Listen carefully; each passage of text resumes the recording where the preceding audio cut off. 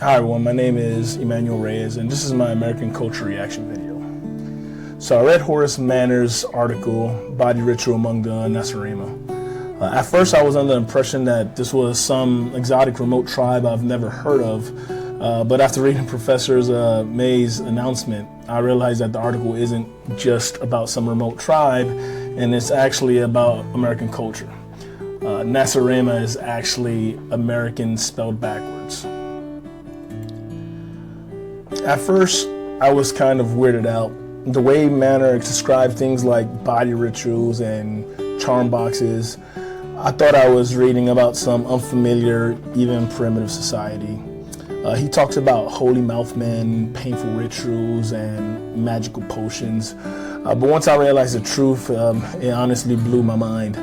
These weren't primitive customs, they were daily American habits, like going to the dentist, brushing our teeth, or keeping medicines in our cabinets.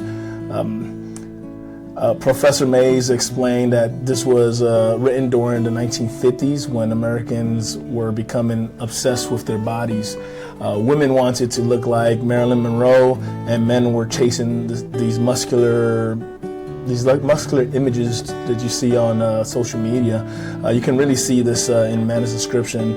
He says the focus of this activity is the human body, the appearance and health of which looms as a dominant concern. And you can find this in his article. Even today, this obsession hasn't gone away. It just evolved. Now we use social media filters, cosmetics procedures, and spend hours at the gym. Except for me, of course, but and then all in the name of beauty.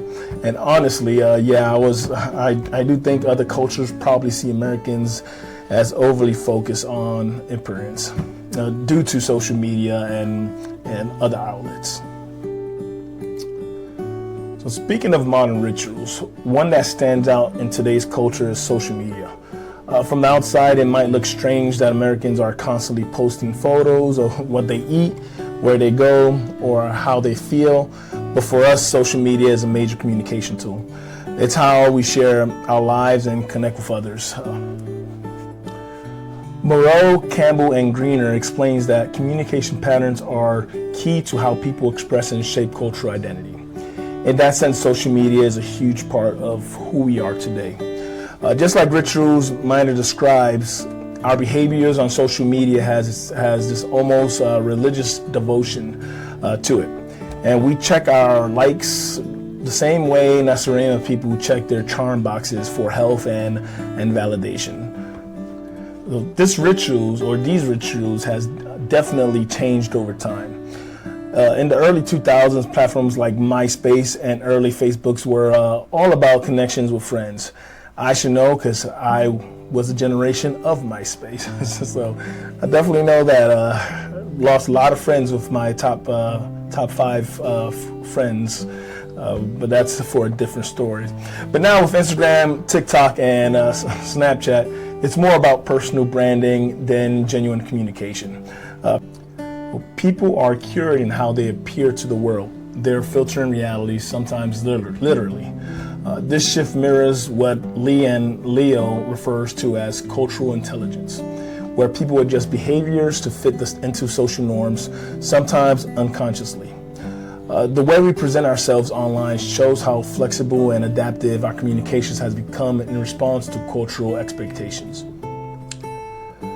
So the question I think we have to ask ourselves is, are these changes good or bad? I'd personally say that they're both good and bad. On the positive side, social media allows people to express themselves and build community. It becomes a space where people from different backgrounds can learn about each other, which actually supports intercultural growth. In fact, research from Columbia Business School and INSEAD shows that deep intercultural relationships often built through platforms like social media can lead to more creativity and innovations. But there's a downside too. The pressure to be perfect online can lead to anxiety and self-esteem issues. People can start valuing themselves based on likes and views. Lee and Leo warns that while cultural awareness is powerful, it must be grounded in authenticity. I'm a little tongue-tied, authenticity, or it can create conflicts and stress. So in closing, Miner's article opens my eyes to how much we take our own culture for granted. When we look at it through an outsider's lens, it's easier to understand how strange or even extreme our habits can seem. And by analyzing something as everyday as social media, we can see how our values keep shifting. But the need to connect, belong, and to be seen stays the same. Thanks for watching, and I'll see you all in the discussion boards. Thank you.